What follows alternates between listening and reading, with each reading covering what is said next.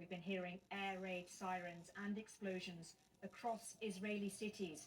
Israel's defense minister has declared a special and permanent state of emergency. He's closed the country's airspace and all schools are shut down.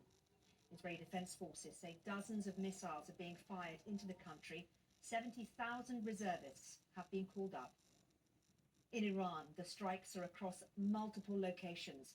Media reports say blasts have been heard in Esfahan, Karaj, Kermanshah, Qom, and the port city of Bushehr. Mehrabad Airport, just outside Tehran, has also come under attack. Well, smoke can be seen coming from buildings in Tehran, and people have reportedly been running away in panic. Iranian media say 24 people have been killed at a school in the south of the country.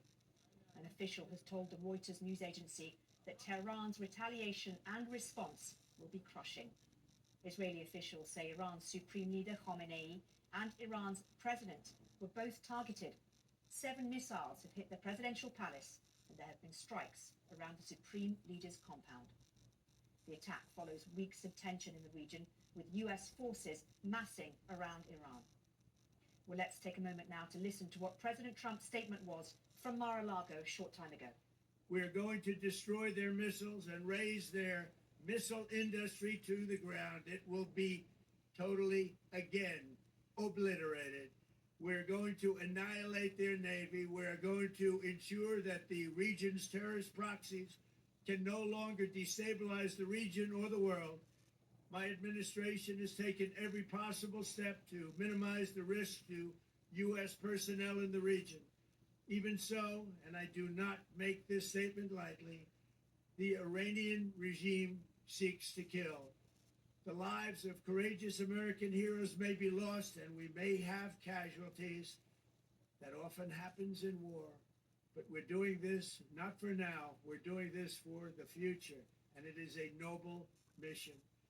We pray for every service member as they selflessly risk their lives to ensure that Americans and our children will never be threatened by a nuclear-armed Iran.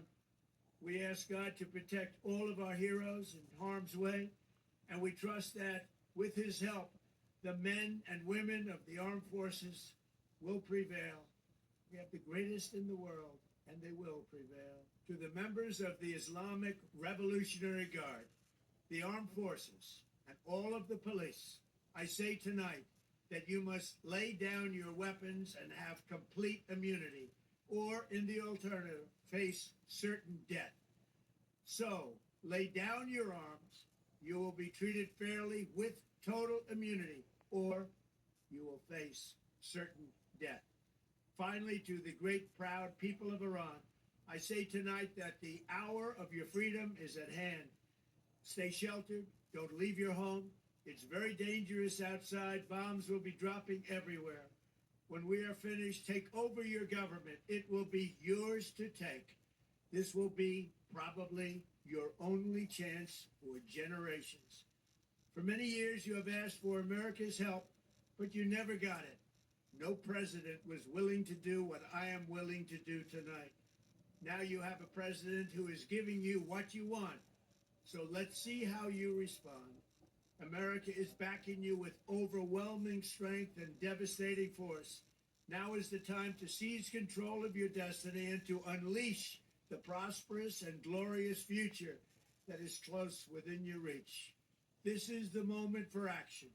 Do not let it pass.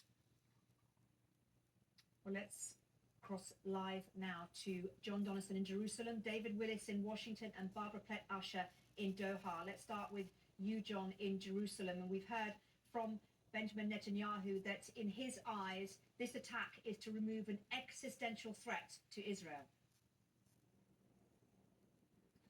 Yeah, and that's a message he's been saying for, frankly, years, if not longer. He clearly thinks that Iran is a problem for Israel that needs to be got rid of, and today it does seem like America and Israel are taking steps to do that. When you booms across Doha, explosions being reported around the region. Talk to me a little bit about that, and also about the fact that some of these Arab nations have, in the last hour or so, said they reserve the right to respond as well. Yes, in fact, we just heard another round of explosions here echoing across Doha.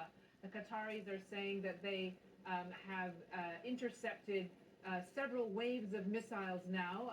Up until just a little while ago, they were saying there had been no damage so far. They have sent out push alerts to our phones, to the phones of everyone in Qatar, telling them to lay low, to seek shelter, and to stay indoors. And the traffic on the roads have not entirely stopped, but it has reduced quite significantly. We are hearing similar reports from around the region, from the United Emirates, Kuwait, as well as Bahrain, saying that they are getting incoming Iranian missiles and that they are intercepting them. Except in the case of Bahrain, there was an announcement that the missile had hit the U.S. Navy base there. That's the U.S. Fifth Fleet base in Bahrain. Again, the extent of the damage there not entirely clear. In the United Arab Emirates, the government said that one citizen had been killed, apparently from falling debris, although that is not entirely clear either. And David, bring us up to date with what more we've been hearing in terms of reaction from Washington.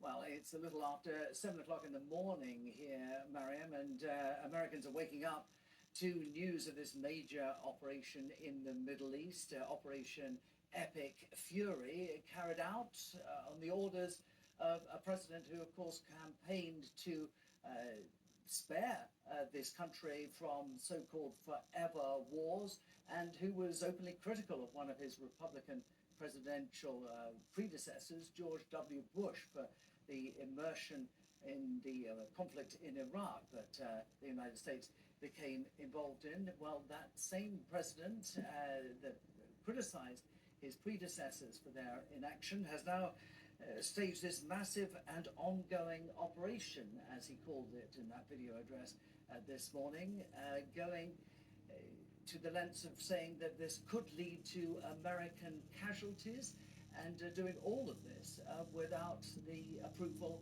of Congress. And indeed, just after word came of that, the start of that operation in Iran, Republican Congressman Thomas Massie, true, he has been a critic of